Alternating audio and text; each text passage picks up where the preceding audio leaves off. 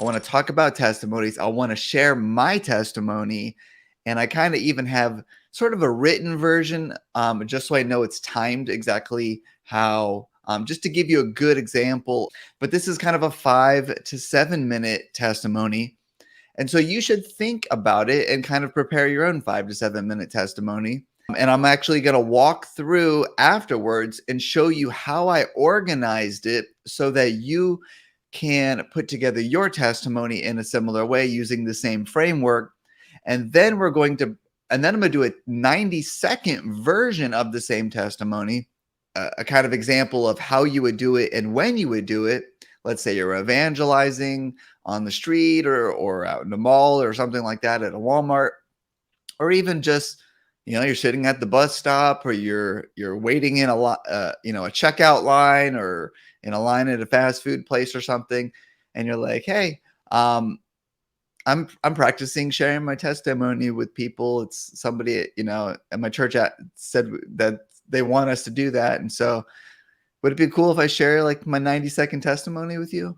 Just something like that. And you can just, so it doesn't have to be all polished and perfect. But, a lot of times people, because we do testimonies all the time. I do them in my different small groups. We do them at the church. I help lead at the church in the men's ministry.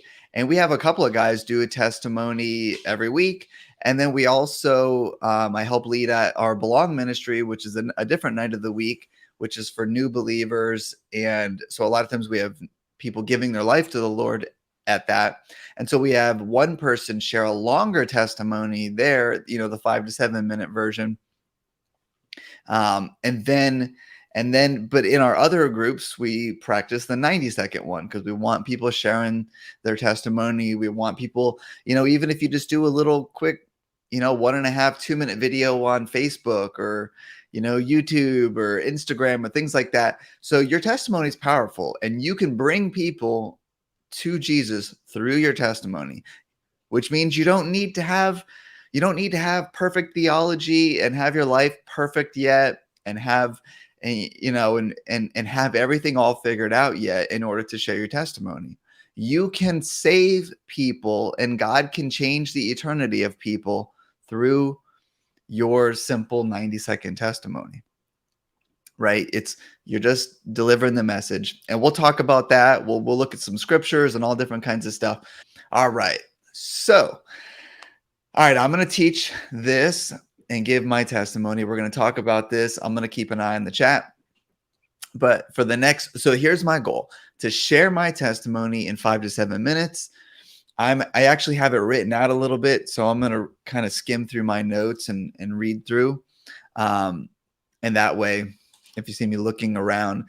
So because I wanted to make sure it was it doesn't matter if it's 4 minutes, 5 minutes, 6 minutes, or 7. Just try to get in that, try to have a decent summary of your life. And we'll break this down. We'll break down the sections afterwards, and we'll go in a little deeper. All right. So I'm Pastor Brian, Brian Holmes, and this is my testimony. You will never be truly fulfilled until you find your identity, your purpose, and your happiness in Christ. So it took me 30 years, actually, of chasing the things of this world for happiness as a lukewarm cultural Christian. But then I found the secret to having a truly fulfilling life. Anybody here want that? So I was born and raised right in Pinellas County, Florida, which is near the Tampa, St. Petersburg area. My parents are still together. They're happily married. My sister and I both went to Catholic school from kindergarten to 8th grade. We were raised Catholic and went to church every Sunday. We went to Sunday school. I did confession. I did the whole thing. I believed in Jesus and that I was saved. My grandparents, aunts, and uncles, they all lived in Pinellas County as well. And they were all loving and close to one another. I was blessed, right? I was a good kid. I was creative. I was curious and adventurous. That part kind of got me into trouble a lot, but I always tried to find a way to sort of follow the rules, but yet kind of bend them in order to do what I wanted to do. Between the ages of 13 and 17, I went on a rapid decline.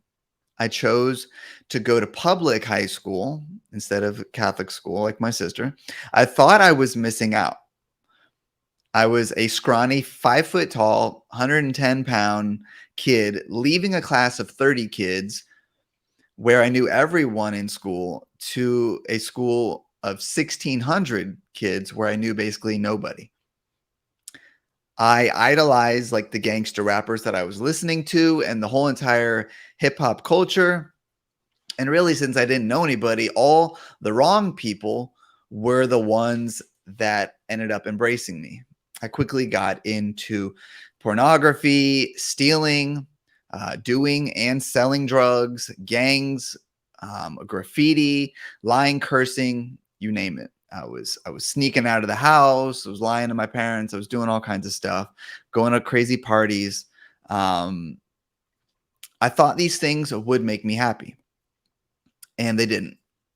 So after being betrayed by multiple good friends, I was robbed. I was jumped multiple times. I was arrested multiple times, and had a suspended driver's license at 17 when I got my license at 17. I was 20 feet away from getting a DUI, and I got pulled over before I hit the main road. Otherwise, it would have been even worse. After all of that, I had my wake up call. And as I remember I was sitting in the back of a cop car. It was shortly after 4:20 in the morning. So for those of you who know what that meant, it was a full moon on Friday the 13th. Literally, you can't make this stuff up. I began to reevaluate my loyalties and my decisions. I repented for how I had treated my parents. I spent the rest of my senior year getting clean, working. I was doing mandatory community service and counseling. I was hustling in school to get my GPA up so that I could graduate high school. I stopped hanging out with most of the bad influences. I started dating a nice girl that I fell in love with. On paper, everything was great, but something was still missing. I remember driving for hours late one night, um, just sort of crying out to the universe for what. So if everything is good, why do I still feel like there's a hole in my heart? And then the answer came to me. It was Jesus. He said it was him that I was missing and that I'd forsaken my first love. So I wish my story of rebellion ended there, but it didn't. Um, he gave me another wake up call at age 25 after I broke up with my then fiance and high school sweetheart of 8 years. And then again at the age of 30 after another relationship breakup. You can see the pattern. I spent those 13 years, right, from 17 to 30, doing things the world's way. I graduated college with a 3.6 GPA while working 35 hours a week. I bought my first house at 22. I was debt-free at 24. I started my first business, which was an ad agency at age 25. I was, I later became a certified personal trainer, got multiple certifications. I was self-employed. I was hitting all of my goals in life, my business goals, financial goals, and every other thing, fitness goals. But there was always something lacking, and I never felt fully fulfilled, no matter how hard I tried to squeeze these idols of the world for all that they could offer. At 30 years old, it was after my third wake-up call, I told the Lord, never again will I put him on the back burner of my life. 6 years ago, this was 6 years ago. It was actually 8 years ago. now that I'm looking at this. I started this ministry business and I went on to get a divinity and a ministry degree. I got ordained as a pastor. I wrote, designed, and published a 400-page book. It was endorsed by the Missionary Church, a denomination with 2 million members. I created multiple online courses, and it was a missionary in Africa for a month. I went on to get certifications as a life coach, pastoral counselor, and have a social media reach that has reached almost 4 million people now. And so all of that, and God willing, this is just the beginning. So over the past decade, I went through a divorce, the sudden death of my best friend who was the same age as me, but nothing really shook my peace and my joy. My first love is now my true love.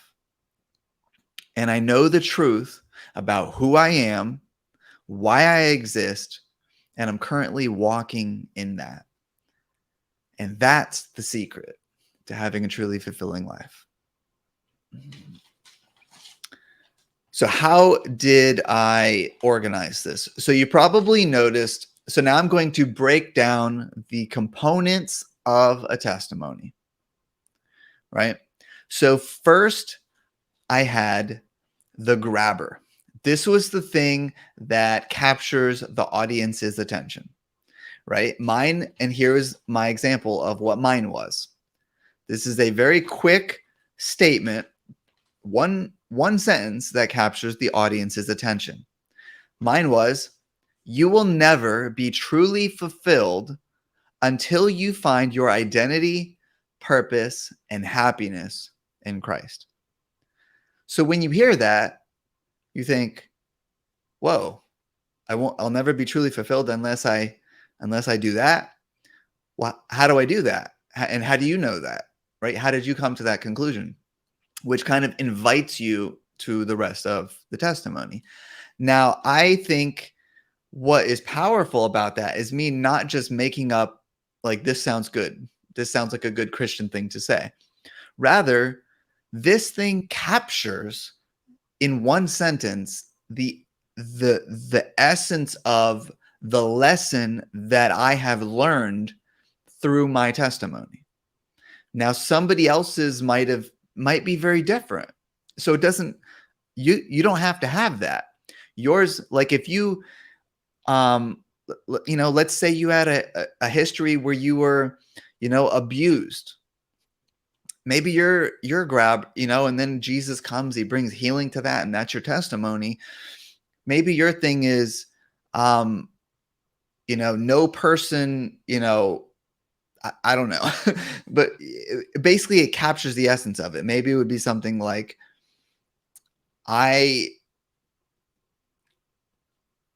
all my life, all I knew was abuse. And I didn't get healed until I met Jesus. Right? Like, how powerful is that to like capture your attention? Or I had a friend of mine, his grabber is, I had 3 miscarriages, a divorce, and I was on the brink of suicide. And then, right? And it's just something like that just captures the audience's attention, and it sort of helps bring them into your story. Then you follow that with a cliffhanger. So a cliffhanger sort of draws the audience even more into the story. So an example of that would be, I was sitting on my couch deciding if my life was worth living. Right? Another example might be, kind of to use the one I said before, after that 3rd miscarriage and divorce, I was heartbroken and lost. Right? So what was mine? My cliffhanger is this. It took me 30 years of chasing the things of this world for happiness as a lukewarm cultural Christian.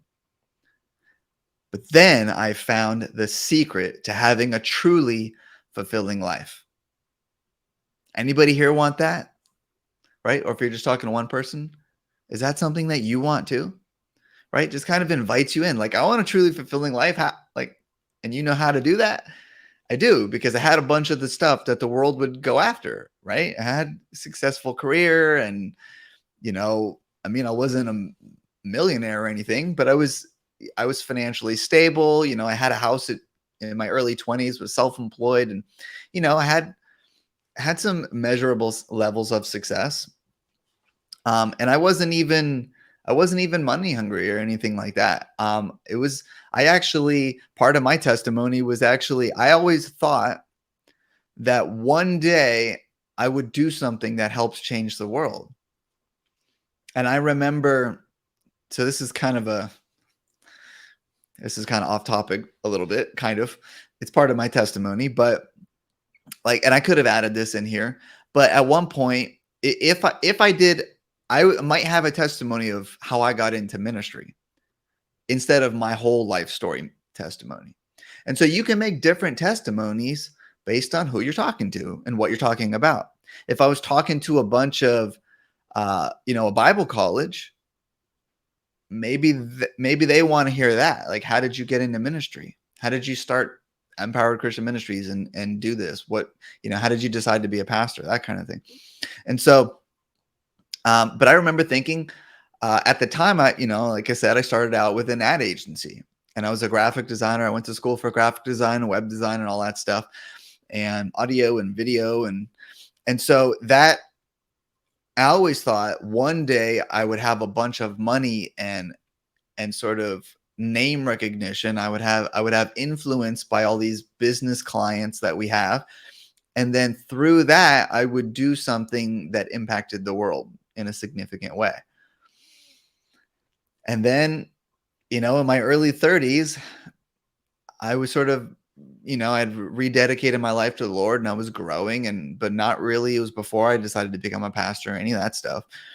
And the Lord kind of convicted me of this and said, you don't have to wait until you're wealthy and famous and have a bunch of influence to make a difference. You can make a difference right now. And if you know what you want to ultimately end up doing is making a difference, then all the other stuff you made in the way of that is actually getting in the way of it. You've added steps that don't need to be there. You see what I mean? Like, oh, when I have $1 million, then I can help people with my money. God's like, you can help people right now with whatever money you have. Right? When I have hundreds of thousands of people listening to me, then I'll teach and educate and help people. God's like, if you can talk to one person, you can start that now. Right? You see what I mean? So what I did is I created all these obstacles to do as in my mind, it was something I needed to do in order to get what I really wanted. And God's like, if you already know what you really want, you don't have to do all that other, you created all these other obstacles. They're not really there. That you just think wrongly. And so when he started to do that, I was like, oh, that makes a lot of sense. This is what we do. We create these things that are it's my 10-year plan, my 30-year plan before I get to actually do what I want to do. When the reality is, if God puts it on your heart, you can skip all that other stuff because it ends up just being a distraction. It's part of our excuse, and it's part of why we're not fulfilled. Anyways, so Jen Kelly says, I'm gonna put this up. You can make a difference right now. Amen. Blessings, Brian. Thank you, Jen. I totally appreciate it. So, all right. So, grabber, cliffhanger. Then you have sort of the body, the content of your story. this can be separated into a few different ways of doing it. You need to give some kind of backstory. You don't have to spend 5 minutes saying how it was when you were 4 years old, unless you want to focus your entire story on that. A lot of times people giving their testimony, they've never done this. And so they fumble around a bunch and they say a bunch of things that don't really contribute that much to the overall outcome. You'll notice I didn't say things like, oh, and you know, and I lived in Pinellas, and Pinellas was known for really warm weather, and then I went to school, and when I went to school, I had a really good friend there, but yeah, we're not really that friends anymore. And this, like, I didn't say a bunch of details that didn't help the story move along, right? So and a lot of times people write out a testimony and then time themselves doing it and go, oh, I need to chop out a bunch. Really, if it doesn't move your story along and help support it and help add meaning to it, chop it out, cut it out, throw it away. It doesn't change what actually happened. And if you have an hour to talk to people, then tell them more, right? You can always still do that. You don't have to shove it into your testimony. The testimony has a specific purpose. It's to give your story the most important parts of it. All right. So what I did from my story was I did childhood, and I have a small paragraph about when I was a child, just to framework it. And then I did a paragraph about my descent from ages 13 to 17. And then I did a paragraph that was what happened when I was 17, when I gave my life to Jesus. And then I did a paragraph about my 20s, right? Like after I gave my life to Jesus, but I still kept living for other stuff. And then I gave after I really, really gave my life to Jesus. So that would be the turning point. And I call that my 30-year-old point. And then I did a quick conclusion that summarized what I learned. And so but if you wanted, like, let's say you didn't have a bunch of stuff in childhood or a bunch of stuff let's say all that was pretty mundane, and you wanted to focus your whole story on just a certain 5-year point, or just a certain, I was an alcoholic, and I had a terrible marriage and this and that, and I went to prison, and let's say you just focus on one aspect, that's okay. You choose what is if what happened in childhood isn't a significant factor in your story, then you can leave it all out, right? And you can always do a different testimony about something else having to do with that later. You don't have to shove it all in. Like my childhood moved. I wanted to, as I reflected on my testimony, I thought it was important to note that I had a pretty good childhood, but there was still something missing. I had family, I had good parents. We lived, they were still married, which is pretty rare these days.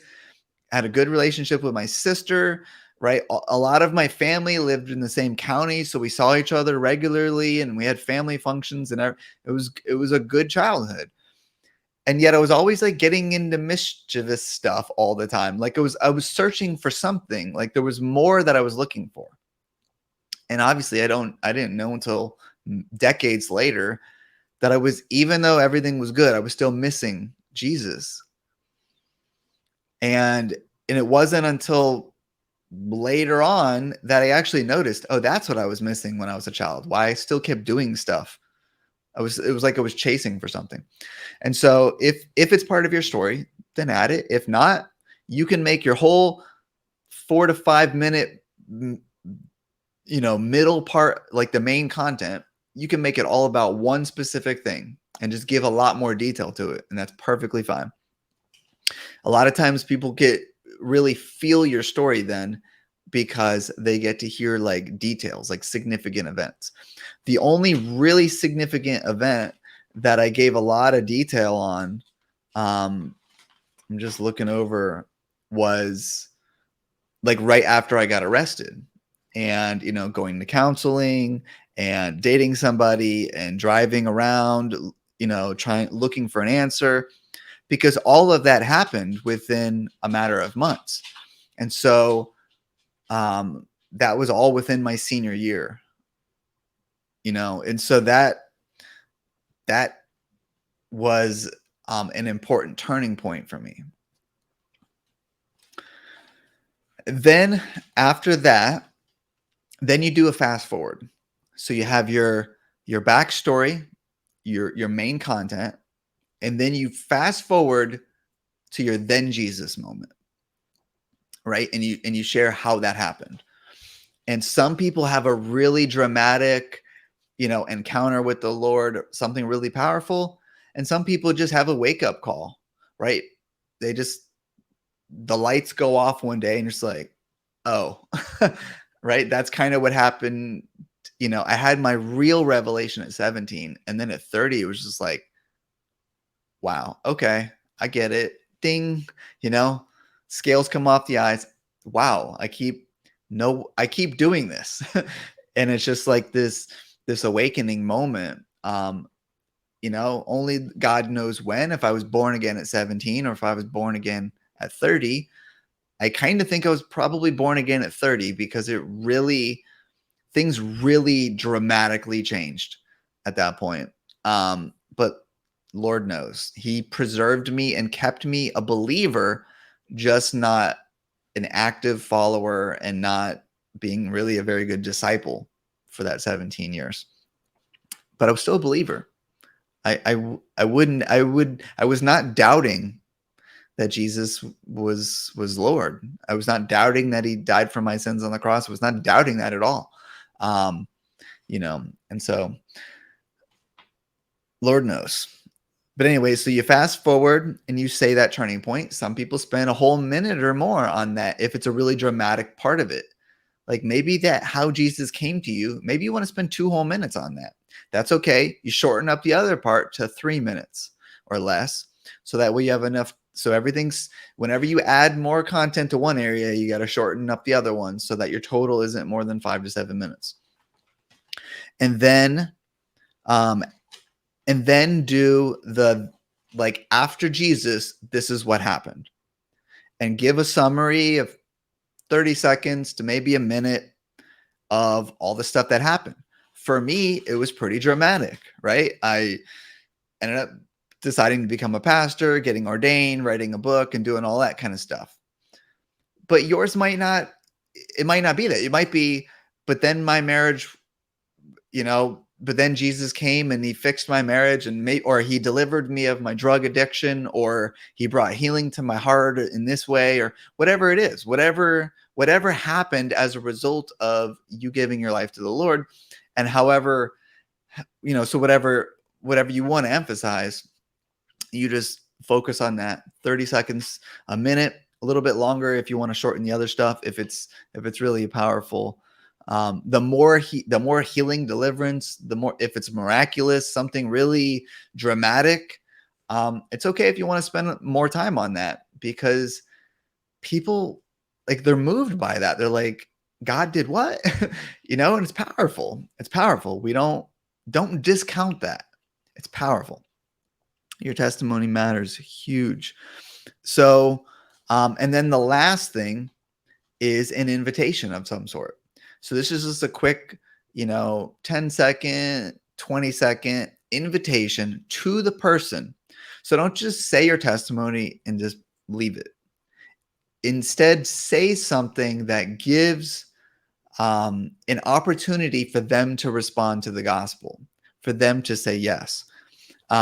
So some of these could be very deliberate. Mine actually wasn't that deliberate. I'll give you a few examples. So you could say something like, what God did for me, he can also do for you. Will you give him your life today? Right? So since mine wasn't like I was sick and then he dramatically, miraculously healed me, or my marriage was broken and then he fixed the marriage, or something like that. I didn't do that kind of invitation. But if that's your story, maybe that kind of invitation would be a good way to finish your testimony. Another one might be, without God, I wouldn't be here today. Right? Maybe you were on the verge of suicide and then God showed up in a powerful way and kept you from killing yourself. Or you had a drug overdose and you would have kept that lifestyle if God hadn't shown up. I hear a lot of testimonies that do that. And so you could say, maybe you've had a similar story, and are you ready to follow Jesus today? Since that's not my story, what I did was conclude it like this. It took me 30 years of being a lukewarm Christian, chasing and often even catching actually, I didn't even include this in the other one. So this is something I added in another version of my testimony. So this probably captures my teaching point better. So this would be the way to conclude it. Instead of saying you'll never be truly fulfilled until you find your identity, purpose, and fulfillment in Christ. And then if I wanted to do a good invitation, I would say something like this for my story. It took me 30 years of being a lukewarm Christian, chasing and often even catching the things of this world for happiness, until I eventually found the secret to everlasting fulfillment. Do you want it too? Right? Do you want to know that fulfillment? Do you want to be truly fulfilled like that too? Because you can have that right now. Do you want to give your life to Jesus? And you could just extend that invitation to them. And so, so that's sort of the outline. You break it up into those 5 sections, and then just start putting it together. It's a good activity to do, and it will actually help you be appreciative, and it's actually a spiritually building activity. The 90-second version is basically the exact same testimony, except you shrunk it way down. And a lot of times people they're like, do a 90-second testimony. And since we do them all the time, I hear a half a dozen of them every week. It's a lot harder to make your testimony short. So it's actually a lesson in brevity, which just means to be very concise, to say exactly the specific thing you want to say without a bunch of extra stuff. So I am going to, I almost need a timer. Hold on. I'm going to time myself. It's so hard to do it that I will probably fail at my own exercise if I don't time myself. So, and we actually did this a few weeks back, and what we did is we had a timer out there, and we did this in front of a group. Probably a good 60 or so guys were at the men's ministry that night, and Pastor TJ's like, all right. So he wanted me and a couple of the other leaders to kind of go and show them how to do it, to be like the good example to follow. And we had the timer, and the guy who went right before me, he only got like half of his testimony out. And then he looked at the time, he goes, and I'll give you the rest later. So, and then I went and I was like, all right, I'm not going to do that. And so I kept looking back.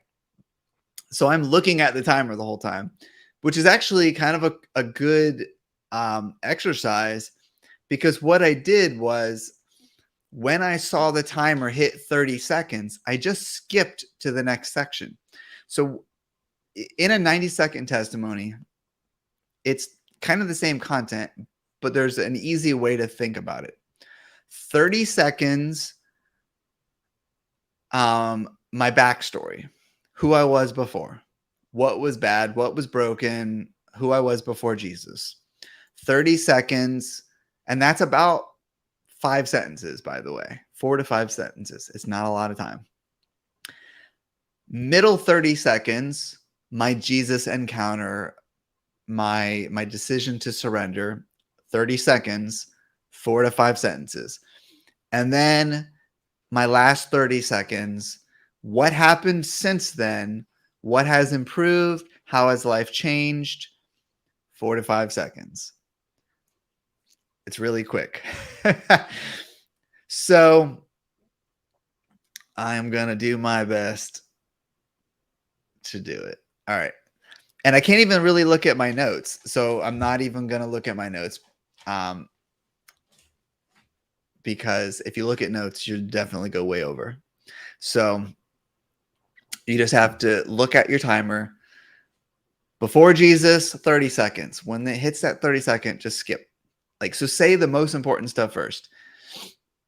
Then Jesus, 30 seconds. Now, 30 seconds. All right. And timer. I was born and raised Roman Catholic by loving parents. And I was a good kid, but I got into a lot of mischievous. I got into a lot of stuff. I was always chasing for something. And it wasn't until I left, I was in Catholic school, but then I went to public school and I got involved in drugs and gangs and all kinds of stuff. And then I got betrayed by some people that were like my best friends. I got arrested and I realized I need to do something different. So I was crying out to the universe one night because I'd already gotten everything all fixed. I was working, had a new relationship. I was going to graduate high school, was doing good on paper, but I felt like something was still missing. I cried out to the universe one night, and then Jesus responded and said, I lacked him. I lost my first love. It took me another 17 years before I really, truly surrendered my life to the Lord. I was living after other things, but it wasn't money or career or business or any of that stuff that's going to make you happy.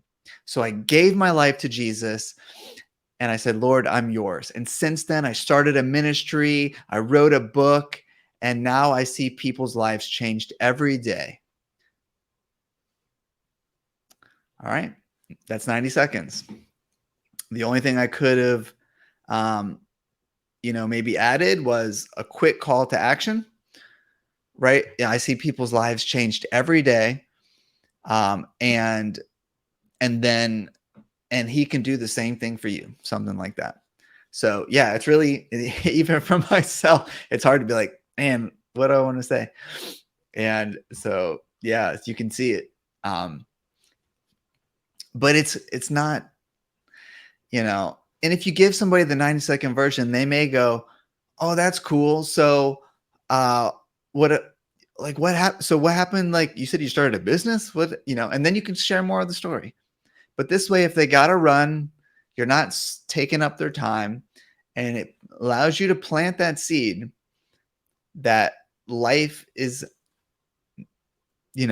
that they need Jesus, basically. That life is not going to be truly fulfilling.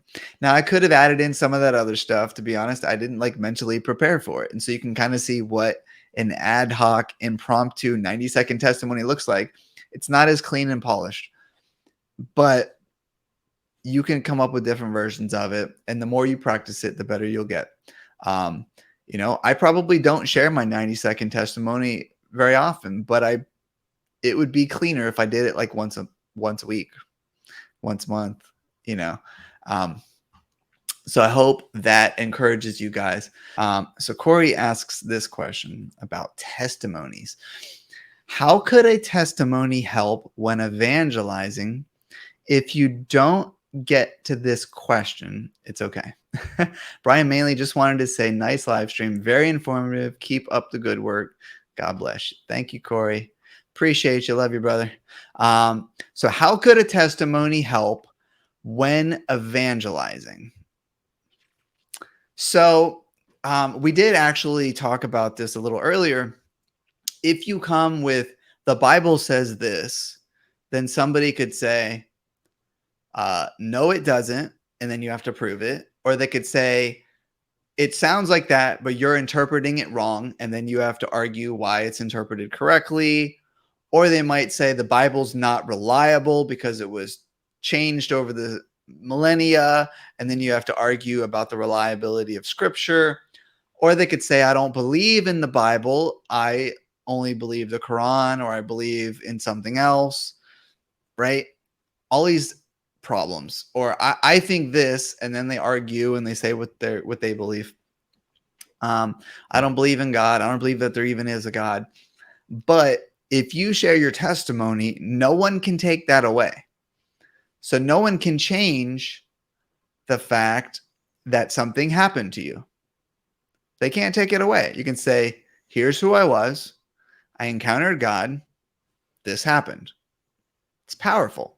They can say they don't believe you, but then they're kind of just a jerk, right? It's part of the reason why they're still lost then if they say that. So they might say, wow, I don't know how to handle that, which is okay, because then you're planting a very powerful seed.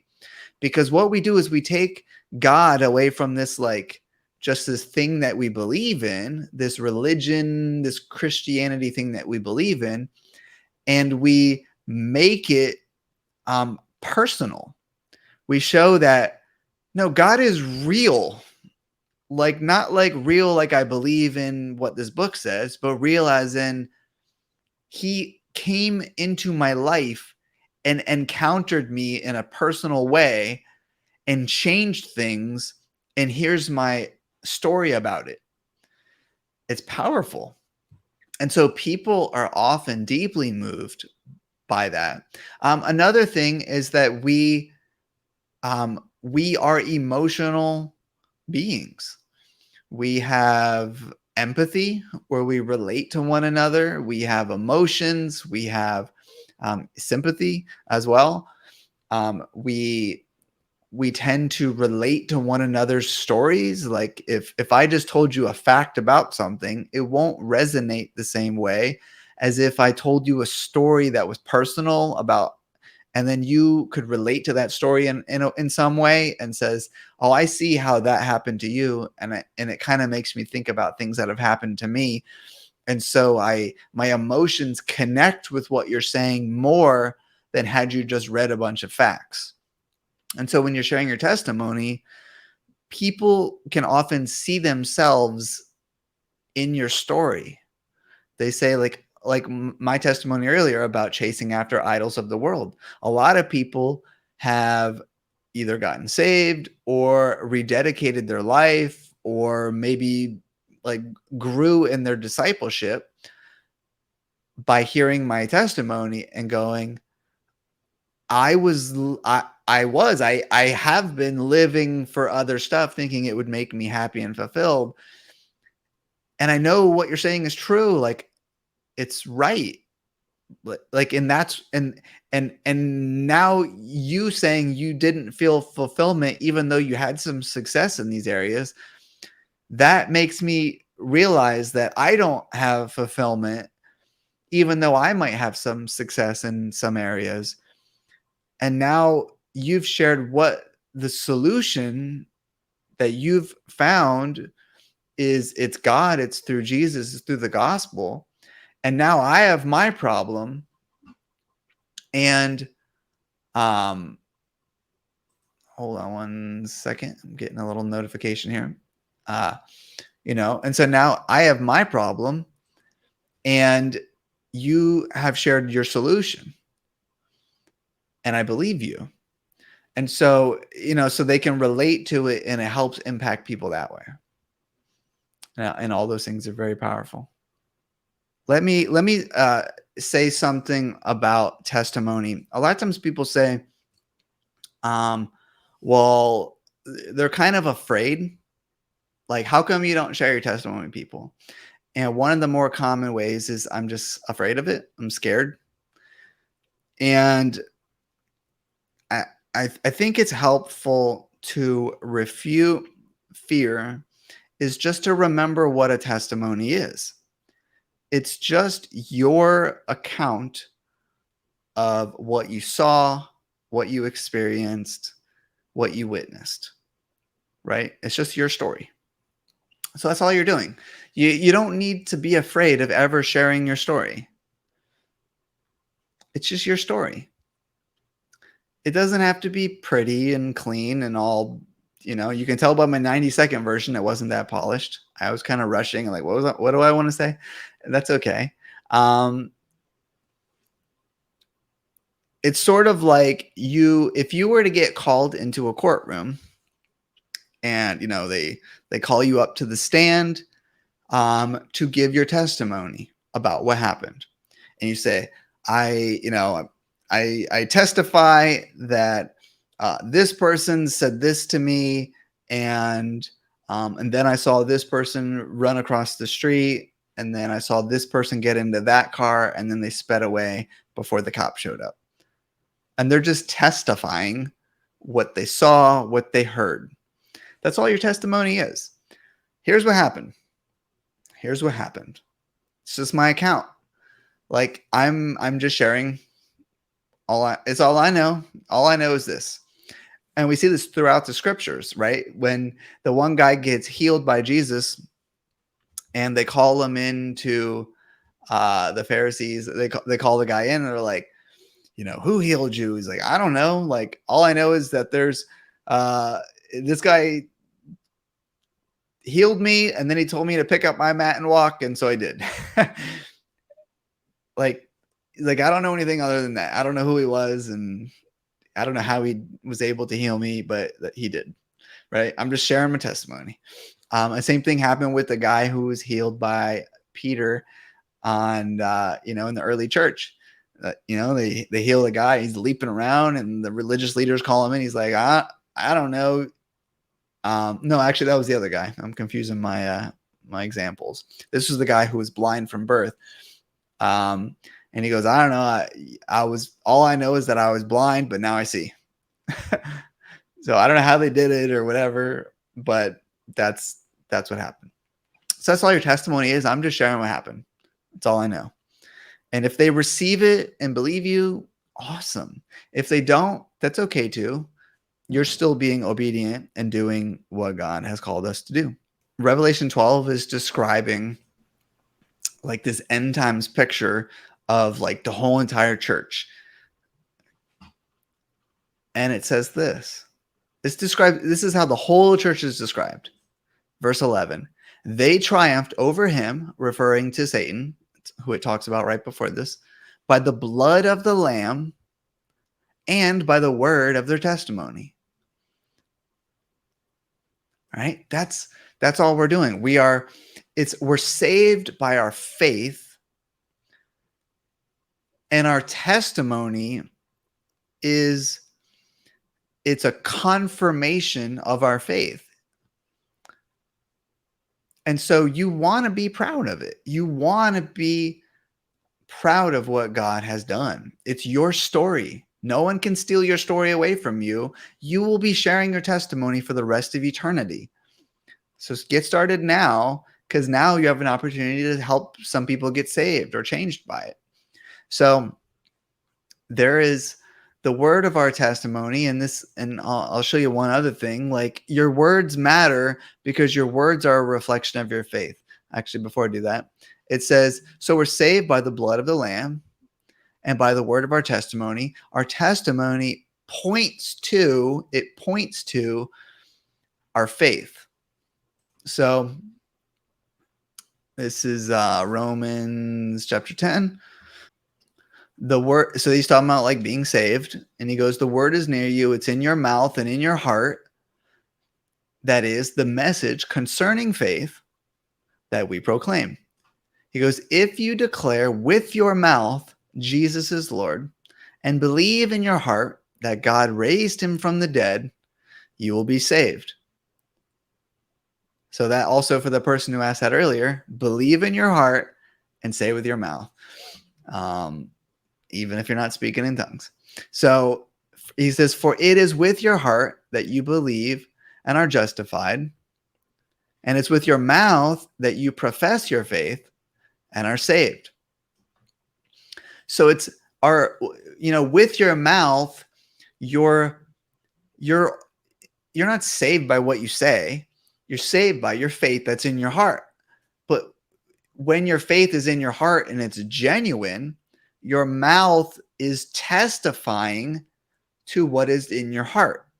So your mouth becomes a witness to the faith that's in your heart. Just as your water baptism doesn't save you. But if your faith is and belief is sincere, then your water baptism testifies in your faith.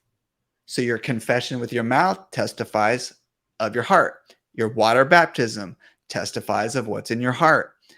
And your testimony also testifies of what is in your heart, because it shows that you believe it and that you're confident of it and that you're grateful for it, right?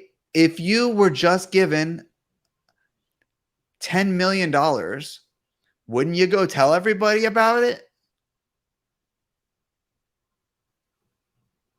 Imagine that. You just won $10 million. Somebody just gave it to you, just won the lottery.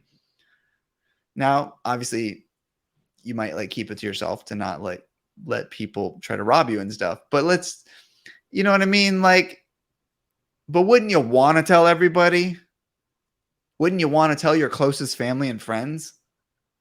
Like, you'll never believe what just happened. This is so awesome. And the gospel is better than anything you could ever get in this entire life.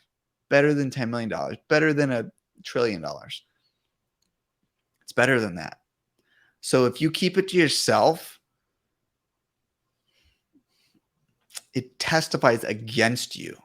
If you keep it to yourself, it says there's something wrong with your heart. And it might be fear, and it might be doubt and insecurities and other stuff, but let the Holy Spirit change that stuff. Push yourself out of your comfort zone and know that he will empower you to be able to do it. And we're here to help. Yeah. Oh, one other thought is your testimony is not a speech. A lot of people are like, well, I'm not a pastor. I'm not a teacher. I'm not a preacher. I'm not called to do that. I'm not gifted in that. This is not a spiritual gift. This is not a role of the church that only leaders do. This is something every single Christian should do the same way every single Christian should be baptized.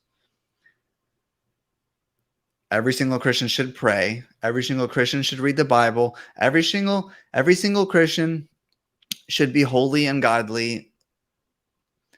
Every single Christian should have a testimony and should share their testimony. Now, you might not have that calling and share it 10 times a day, but wear it. Wear your testimony on you and be eager to share and pray that God opens that door. When somebody says, you're always happy, why is that? You got it cocked and loaded and you're ready to share. When someone says, I can't believe you just lost your job. How are you not falling apart right now? Jesus.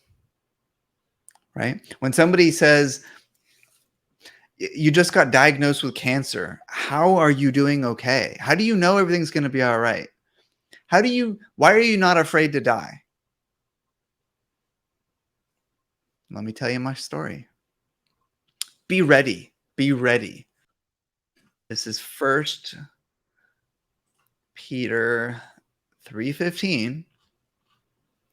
Actually, I'm going to read the part right before that.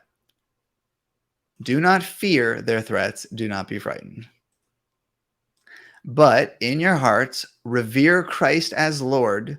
Always be prepared to give an answer to everyone who asks you to give the reason for the hope that you have. That's all we're doing. a lot of times this verse is used by apologists. And a lot of times I would consider myself an apologist. I'm defending the faith often. But this is something we all do because no one can take away this argument. Remember, all the other apologetic arguments, you might get pushback and have to wrestle and fight with them about. No one can take away your testimony. Just give an answer to everyone. Always be prepared to give an answer to everyone who asks you. And why are you going to do this? Because in your hearts, you revere Christ as Lord. He wants you to do it.